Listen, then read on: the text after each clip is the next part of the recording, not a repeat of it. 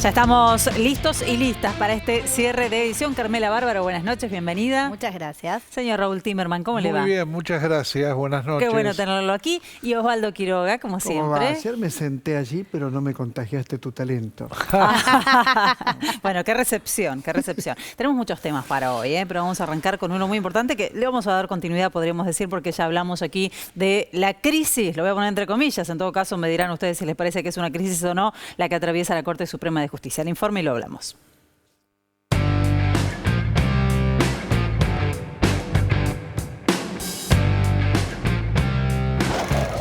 En las últimas horas trascendió una carta que fue escrita por Ricardo Lorenzetti, integrante del Máximo Tribunal de Justicia. Allí Lorenzetti cuestiona un procedimiento regular justamente para la elección de Rosati al frente de la Corte y además habla de vicios. Cuando yo ingresé a la Corte, fin del 2004-2005, era una Corte que estaba integrada por personas de enorme prestigio. Estaba Fait, estaba Carmen Argibay, estaba Zaffaroni, estaba Petracchi, Maqueda, Jaito. Nunca tuvimos conflictos. Yo no impugné ni pedí la nulidad de la designación del doctor Rosati. Al contrario, no hay una crisis. Yo nunca me hubiera votado a mí mismo, por más que seamos tres. Yo creo que eso no estuvo bien. En cuanto al modo en que operó, bueno, es una vergüenza, ¿no? Porque si entre 5 no pueden ponerse de acuerdo para una reunión, así sea virtual, bueno, demuestra el grado de desconfianza y el grado de pérdida de credibilidad que tiene ante la justicia el Poder Judicial de la Nación. Yo creo que la Corte que integré aquellos años, éramos 7, no dejaba de haber diferencias, naturalmente. Pero lo que siempre cuidamos fue la imagen de la empresa. Las cosas se resolvían, bueno, en una mesa y ya, para afuera todos estábamos todo bien. Si sacan la presidencia de Lorenzetti, bueno, ya la imagen de la empresa para afuera no se conserva, ¿no? Los conflictos internos, las tensiones internas salen para afuera. Y bueno, le sacaron todos los poderes al presidente. Quedó una presidencia medio decorativa. Y ahora daría la impresión que los dos nuevos se le suma Maqueda y Elena se queda con Lorenzetti. No sé, son cambios raros que hay ahí. Bueno, la palabra de Lorenzetti, dijo mucho Lorenzetti, incluso hay mucho para leer entre líneas también de lo que no dijo explícitamente. Voy a hacer un repaso en la mesa y vamos a sumar una voz más que conoce mucho de la justicia y que será interesante escuchar su análisis. Carmela, ¿cómo ves esto? ¿Hay una crisis en la Corte? Me resulta escandaloso. Me resultaba una simple crisis hace 3 días con solo la designación, pero el hecho de que no paren de hablar y de comunicarse, de que se ventile lo que se supone que es una comunicación interna, que fue el primer mail. Esta nota donde es más lo que no dice, estas cosas que deja entrever que lo que dice, me parece que pasó de ser un hecho llamativo a escándalo. Claro, sería una desmentida de crisis que ratifica la crisis, en todo caso. Osvaldo. La Corte hoy no tiene ningún prestigio. La Corte tuvo un enorme prestigio con Zaffaroni y en esa Corte es cierto lo que dice Lorenzetti. Hoy no tiene ningún prestigio. Pensemos que el presidente de la Corte, el que fue presidente de la Corte hasta hace unos días, viene del derecho privado, cosa que nunca había ocurrido en la Corte. Es decir, es una Corte enclenque por donde se la mire, está en crisis, absolutamente en crisis, y tampoco administra justicia. Esta es mi opinión. El intentón de Mauricio Macri de ingresarlos por la ventana primero, ¿no? Digamos que ya desde el comienzo por decreto. A estos jueces. ¿Sí? ¿Cómo la ves? La verdad que no tengo la menor idea de cómo debe funcionar una Corte, no tengo la menor idea de a quién representa cada uno de los miembros, si se representan a sí mismos, si están representando a algún sector con poder en la sociedad. Tampoco tengo idea del origen de esta situación. Yo recuerdo que cuando lo eligieron a Rosenkrantz, también fue una situación rara porque lo sorprendieron a Lorenzetti, un poco sobre tablas hicieron el tratamiento, no sé si recuerdan. O sea que da la impresión de que, bueno, no funciona como cuerpo colegiado. Bueno, Lorenzetti herido también porque él quería, ¿no? Por supuesto, encabezarse. Pero justamente me parece que todo este malentendido, el mensaje que da es, estamos hablando de la Corte Suprema. Uno entiende que tiene las reglas claras, que hay una manera de hacer las cosas, que imparte la justicia máxima. El simple hecho de que vos no puedas entender de qué se trata y quién juega para quién y a qué están jugando, me parece que la desprestigia. Sí, Y vos mucho, sabés mucho que- peor es las prisiones preventivas, donde Lorenzetti acompañó el tema de prisiones preventivas y de persecución a opositores. Que ahora no se haga el santo, por favor. Vamos a Lorenzetti. sumar a una voz más que autorizada para hablar sobre este tema, que es Carlos Rosanqui, ex juez federal. ¿Cómo estás, Carlos? Gracias por sumarte esta noche.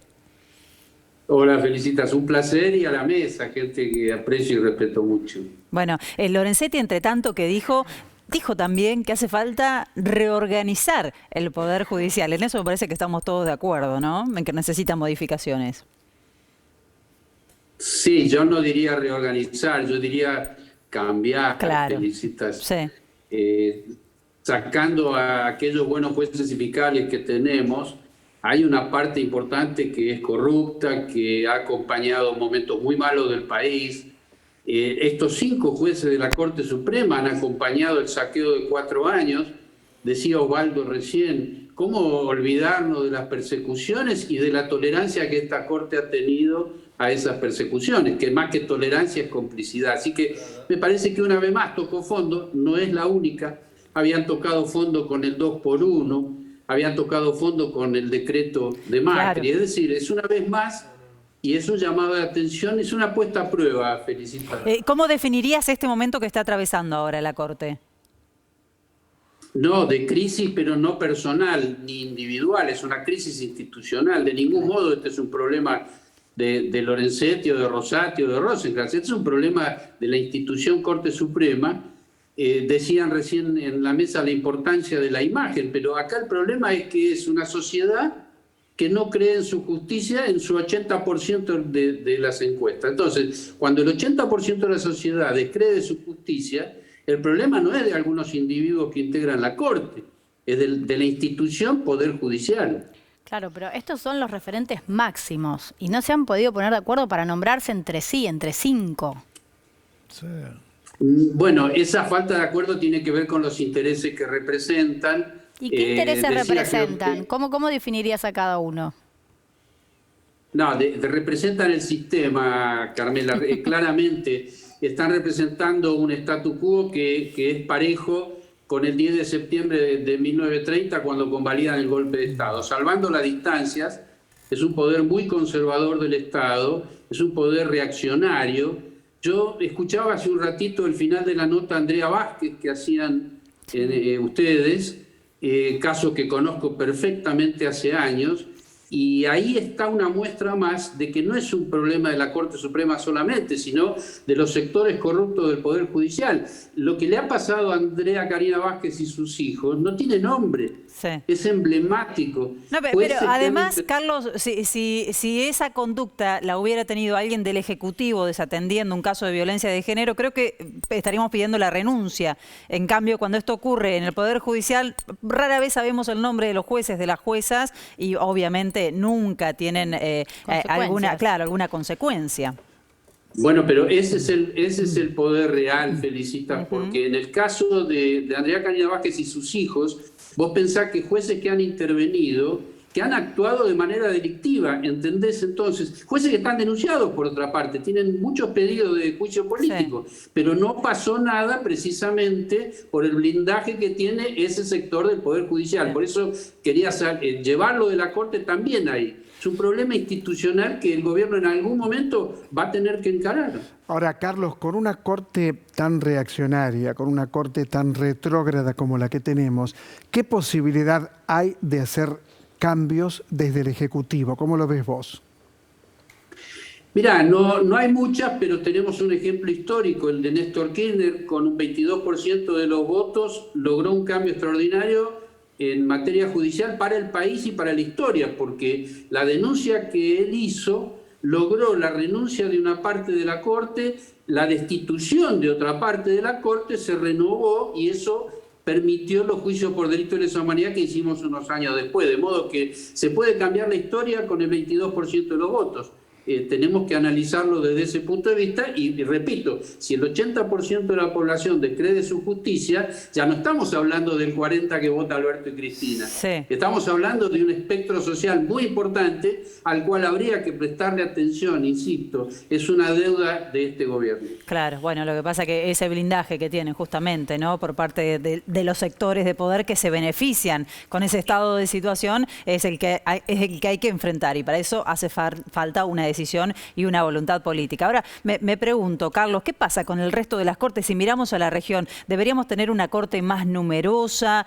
Obviamente deberíamos hablar del recambio dentro de la corte, de recambio de figuras. ¿Cuántos jueces, cuántas juezas debería tener? Equidad, ¿no? Se me ocurre pensar en la equidad de género, por supuesto, también a la hora de la conformación de una Corte Suprema de Justicia. ¿Hay que ampliarla? Hay que cambiarla y también hay que ampliarla. Es decir, Zaffaroni hace muchos años viene hablando de que tiene que tener muchos más miembros. Coincido plenamente. Recordarás cuando se hizo una sesión en el Senado para opinar sobre este proyecto de ley, no de reforma judicial, pero sí de mejora de algunos aspectos de la justicia federal. Yo fui el último en hablar para apoyar esa reforma, porque creo que esa modificación hay que apoyarla, pero ahí planteé la necesidad de ampliar la Corte.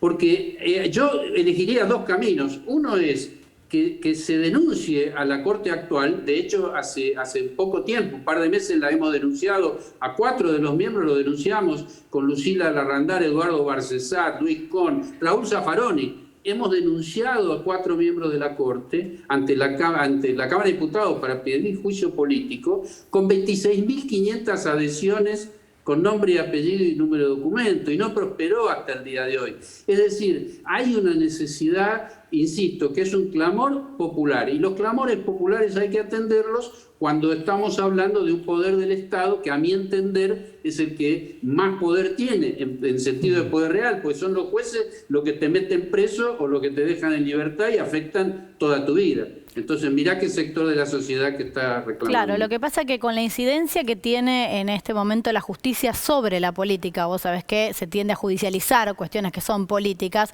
me resulta que es muy difícil que no se acuse al gobierno de querer modificar la Corte en su favor. Esto tendría que ser una ley, tendría que tratarse en el Congreso. Digo, ¿cuál sería la manera de ganarle legitimidad, independientemente de que el cambio es necesario? Me parece que si surge del Ejecutivo, otra vez estamos frente al mismo dilema, por lo menos frente a la opinión pública. Lo que pasa, Carmela, la legitimidad surge de la decisión política, con independencia de cuántos votos pueda tener en una reforma. Acá un camino es ampliar la Corte, que se hace por simple ley del Congreso de la Nación. No requiere ninguna mayoría especial. De hecho, insisto, Néstor Kirchner lo logró en su momento con el 22% de los votos. Me parece que es un tema que hay que instalar en lo que vos planteás de lo que pueden llegar a decir. Y bueno, le decían que envenenaban con la vacuna también. Porque siempre lo van a decir, es el argumento de la derecha, porque son violentos, porque son agresivos, porque mienten todo el tiempo. Pero eso no te va a condicionar a vos a dejar de hacer una reforma que es imprescindible. Bueno, eso es lo que yo la oposición está haciendo campaña diciendo que necesitan tener más banca justamente para impedir cualquier modificación en la justicia. Esto Claro, se dijo, además la corte da la impresión de que trabaja para la oposición.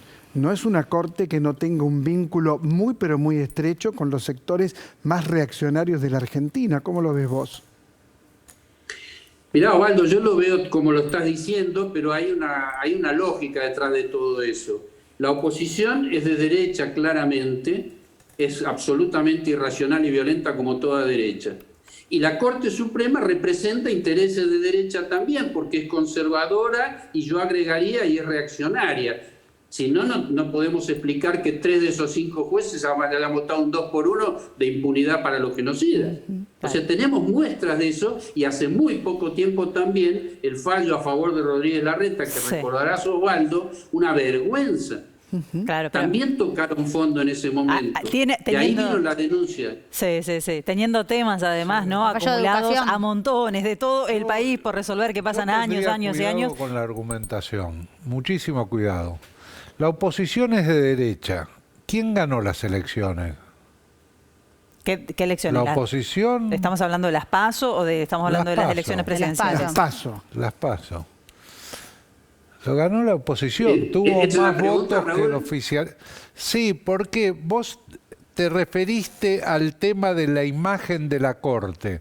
Vos sabés que nosotros hacemos una encuesta sistemática mensual y desde hace tiempo la misma mala imagen que tiene la justicia lo tienen los políticos, lo tiene el poder legislativo, la tienen los periodistas. Es decir, no es una crisis institucional de la justicia. Hay una crisis de las instituciones en la Argentina que han perdido la credibilidad por parte de los ciudadanos. Y lo increíble es cuando los ciudadanos se expresaron la última vez, se expresaron a favor de la oposición. Ahora vamos a ver en las generales, que son las elecciones definitivas. Por eso yo creo que habría que reflexionar un poco más. Yo hago una aclaración sobre lo que vos decías, porque mantengo de que hay una crisis institucional en la Corte Suprema que no es contradictorio con crisis institucionales en otros poderes del Estado. Y recuerdo que el lawfare es nada menos que la colaboración cómplice, la participación criminal de una parte del Poder Judicial, los entonces servicios de inteligencia, el Poder Ejecutivo a cargo de Mauricio Macri y sus secuaces, y finalmente los medios de comunicación hegemónicos. Entonces, cuando vos hablas de crisis, están en cada uno de esos lugares. Yo dejaría a salvo al actual gobierno, porque a mi entender son gente decente, honesta y que tiene buenas intenciones, y los servicios de inteligencia, por lo menos la dirección, que está a cargo de una persona absolutamente intachable, como es Cristina Camaño, no tengo la menor duda de su solvencia, pero el poder real sigue activo. Y esto, insisto, no es contradictorio con crisis que analicemos en la propia institución Poder Judicial y dentro de ella la cabeza que es nada menos que la Corte Suprema. Carlos, gracias. Te saludamos. No, a ustedes y un abrazo para ustedes. Bueno, interesante escucharlo siempre a Carlos Rosansky opinando en este caso de la justicia y tantas vetas por donde meternos, ¿no? En lo que tiene que ver con la cuestión judicial. Igual yo me quedo, Raúl, con esto que decís, el electorado votó a la derecha. ¿Votó a la derecha o votaron enojados? Todavía no sabemos. No sabemos si votaron a favor o votaron en contra, ¿no? Es equivalente, digamos. El Poder Ejecutivo ha ido perdiendo la confianza del electorado que lo llevó a la presidencia. Sí. Pero esto lo dicen a través de los votos, pero aparte basta leer la carta de la vicepresidenta, sí, claro. Sí. Digamos, donde remarca todas las cosas que han ocurrido. Ahora se entró en una situación que también yo creo que hay que tener mucho cuidado y hay que, digamos, yo pienso que a veces se reflexiona poco y se opina muy sobre un prejuicio, sobre un sesgo previo que uno tiene. Ahora también están ocurriendo una cantidad de cosas por decreto, por gestión de un nuevo ejecutivo. Este ejecutivo es nuevo, no es el mismo que el anterior. Y hay que ver qué pasa con todas esas cosas después de las elecciones. ¿Por qué? ¿Vos qué decís? ¿Qué pasa con la economía? Pero son buenas en medidas sí mismas. electoralistas, esto decís. Bueno, son medidas que... Hay que gobernar, están gobernando. Hay que gobernar, estoy de acuerdo. Son medidas que hay gente que cree que favorece al Ejecutivo en unas elecciones. Yo creo que si el Ejecutivo piensa eso, se equivoca, digamos. O sea que no creo que sean medidas Vamos a quedarnos con eso después de este informe, porque uno de los temas o una de las medidas que se anunciaron justamente es la que se anunció hoy. Juan Mansur es la cara, además de estos nuevos anuncios, y estoy refiriéndome particularmente a las jubilaciones anticipadas.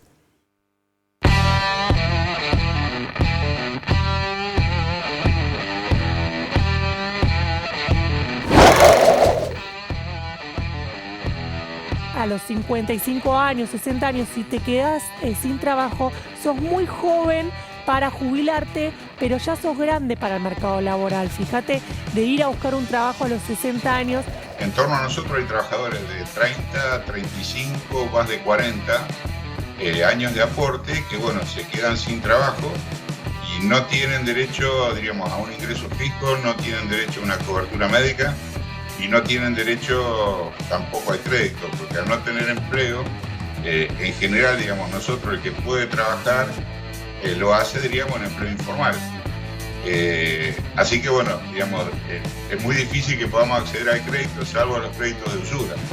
Nosotros, diríamos, hace 7 años aproximadamente que venimos trabajando desde las posibilidades que tuvimos, diríamos, a quedar desempleados, por los derechos, diríamos, de aquellas personas que pasaron por la desocupación habiendo cumplido con los aportes del Estado. Aquellos hombres que les falten 5 años para tener la edad de jubilarse, vale decir hombres mayores de 60 años, mujeres mayores de 55 años, que estén desocupados, que no tengan trabajo y que hayan perdido su trabajo o hayan sido despedidos, mejor dicho, antes del 30 de junio del 2021, van a tener la posibilidad de jubilarse. Bueno, esto es terrible, ¿no? Porque tiene que ver con lo que vimos en la Argentina en los últimos años durante el gobierno de Mauricio Macri, por los tarifazos, por las importaciones, por la caída del consumo, por todo lo que ya conocemos. Se dieron muchos despidos en la industria, en las pymes. Y reinsertarse a una persona, miren, ya no les digo mayor de 60, decíamos hoy mayor de 40. Es difícil, parece que para el mercado laboral somos viejos ya cuando llegamos a los 35 años. Bueno, eso es terrible. Y esos despedidos, esas despedidas, son principalmente hombres los que van a beneficiarse de esa medida, son los que van a poder acceder a una jubilación anticipada. Hay un solo problema, me parece, que es que el que no tiene aportes no tiene acceso. Es decir, hay mucha gente que trabaja en negro y no ha podido tener ningún aporte. Sí. Bueno, ¿qué hacemos con toda esta cantidad de compatriotas? Es otra población. Sí. Es otra población. Es la población. No, bueno, existe el seguro de desempleo que no. El 26% de los argentinos que trabajan tienen recibo de sueldo. Nada, 26. Un número clarísimo. El tema es sostenible el sistema jubilatorio de esta manera. Claro, ese es a mí otro me da tema. la impresión que la mejor manera de resolver esto es generando empleo en blanco, generando empleo privado. Para eso, ¿qué tenés que hacer?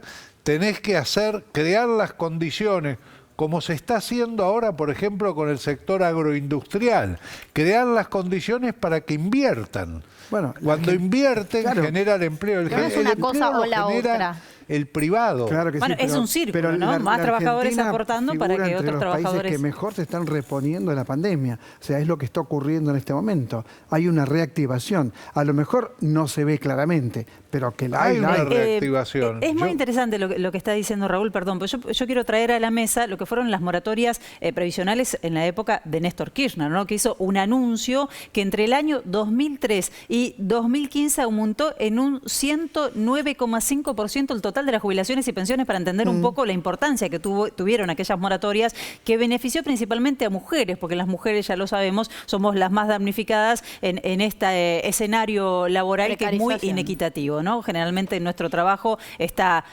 mal pago, siempre ganan más los hombres que las mujeres, esto no es un secreto lo que estoy diciendo, y lamentablemente muchas veces ni siquiera estamos registradas. Por eso la mayoría eran mujeres las que se beneficiaron con esas moratorias que fueron tan importantes y que se fueron cayendo. Y después llegó el macrismo. ¿Y qué pasó? Las moratorias, las jubilaciones, la posibilidad de acceder a una jubilación para aquellos que no tenían aportes o no los tenían completos, se transformaron en pensiones que no generaban derechos, que eran por un monto mucho menor y que además estiraba, esto fue muy cruel porque si estamos hablando de perspectiva de género, estiró la posibilidad para que las mujeres pudieran acceder a un beneficio a 65 años. Si hubieran podido, lo hacían con las jubilaciones. No pudieron con las jubilaciones, pero lo hicieron con las pensiones, ¿no? Desapareció la moratoria y las mujeres tenían que esperar a los 65 años, una crueldad absoluta, para poder acceder a un beneficio, sin tener en cuenta lo que pasó con los medicamentos de PAMI, etcétera, no solamente mirando lo que pasó en ANSES. Sí.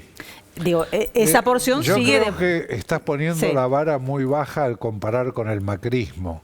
Digamos... No, empecé con Néstor, empecé con las moratorias previsionales. Pero haces la comparación con el macrismo. Yo creo que hay que olvidarse. El macrismo hablaba de brotes verdes, no tuvo brotes verdes, no hubo inversión privada. Yo creo que no hay que olvidarse, que hay que tener muy en cuenta cuál es el plan. Hay que tratar de superar. No hubo trabajo, no hubo derechos. Todo lo que hizo el macrismo. Sin dejar de exigirle a las actuales autoridades. Por generar trabajo. Está bien, pero no es sencillo con el hombre que trabaja el hombre obtiene su dignidad a través del trabajo. Obvio. Hay que generar trabajo. Pero vos pensás que hay alguien que no está de acuerdo con vos. Todo el mundo está de acuerdo con vos. No, pero hay que gestionar para generar trabajo. Yo veo que ahora se están haciendo cosas que no se hicieron.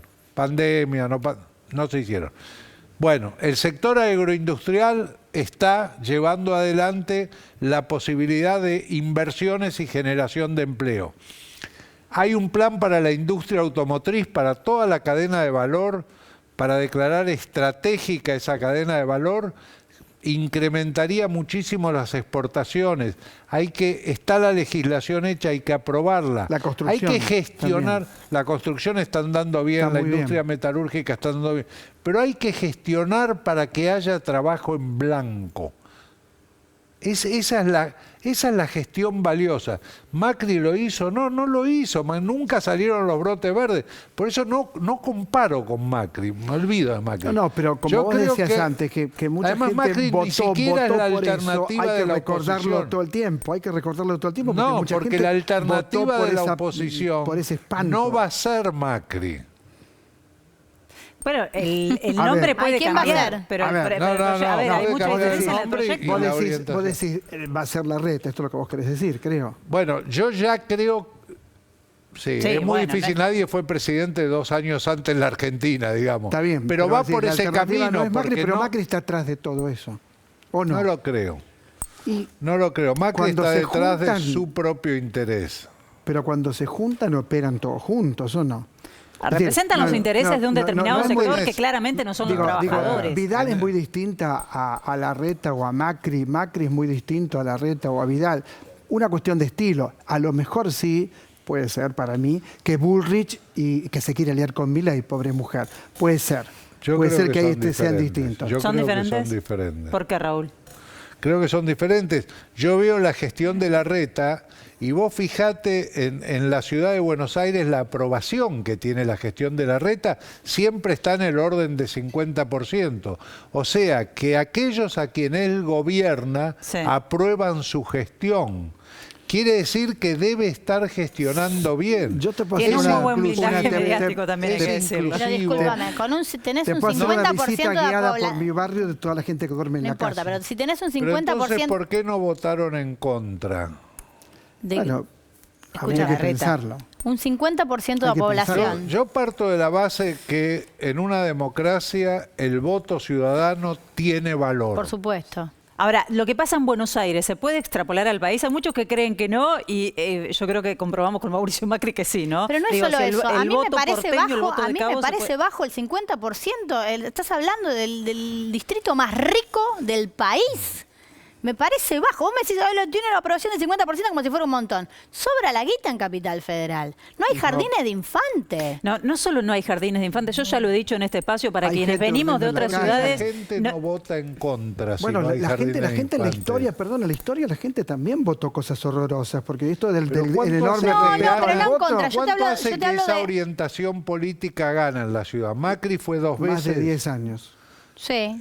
Más de 10 años. Horacio Rodríguez Larreta fue 2 veces. Sí. Bueno, vamos a ver el próximo, por ahí cambia. Está digamos. bien, pero no es arrolladora, como vos, o sea, no tiene esa aprobación Tiene 50%, con los ojos cerrados. Tener 50% en la Argentina es mucho. Es un buen número. A ver, chicos, es mucha plata la que maneja la ciudad de Buenos Es la Aires ciudad en más poco rica, claro, territorio. es la ciudad más rica del país. un montón la ciudad de Y la recursos. desigualdad entre el sur y el norte es brutal, es brutal. Claro. No podés comparar Ahora, los yo barrios pregunto, el blindaje ricos con los mediático, barrios más el blindaje humildes. mediático que tiene Y el Horacio blindaje Rodríguez mediático. Larreta, ¿tiene algo que ver con esto que estamos hablando o no? Nadie- no podemos negarlo, Yo es no espectacular. creo que La tenga reta, que ver con ¿no? los medios. Yo creo que tiene Nadie lo porque la cuestiona. gente que vive en la ciudad vive en la ciudad, la vive, la padece y vota. Está bien. Yo creo que comparativamente con lo que uno ve con otras realidades, con el conurbano, con las provincias, la ciudad Sí. está mejor, porque te vuelvo a repetir, tiene el triple de presupuesto, tiene otra plata, pero me parece que de la gestión que vemos puede ser relativamente buena. Ahora, si vos pones sobre la mesa la Sí. cantidad de presupuesto que manejan, la verdad que falta un montón. Pero además de que falta un montón, además de eso, hay un blindaje, que es lo que dice Felicitas, mediático. Hay un blindaje nos estamos yendo. Tendríamos que detener, en Ahora Cava, nos quedamos en discutiendo todos acá cuando termina el programa. Hasta que nos pongamos de acuerdo. Nos quedamos discutiendo fuera de aire. Gracias, Zafalda. Vota en función de cómo le va en la vida. Gracias, Raúl. Gracias, Carmela. Da para un rato largo, Cava, sin dudas. Gracias a ustedes también. Mañana a 19 horas aquí estaremos con Televisión Pública Noticias. 20:30, cierre de edición.